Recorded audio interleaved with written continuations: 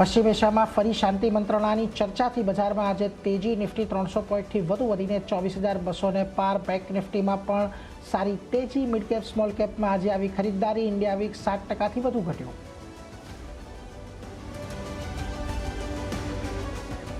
IT અને capital market શેરોમાં સારી તેજી. બંને ઇન્ડેક્સ 2%થી વધુ વધ્યા. આઈટીમાં ટીસીએસ 3%ના ઉછાળા સાથે નિફ્ટીના ટોપ ગેનરમાં સામેલ.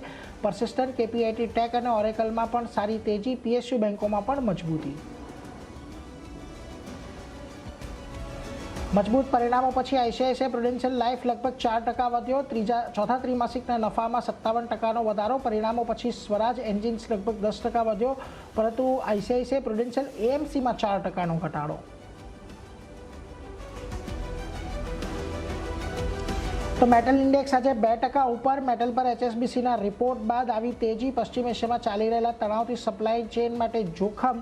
તો એલ્યુમિનિયમ પર જેપી મોર્ગનના પણ અહેવાલ સાથે હિન્ડાલ્કો, નાલ્કો, હિન્ઝિંકમાં આજે 3%થી વધુની તેજી.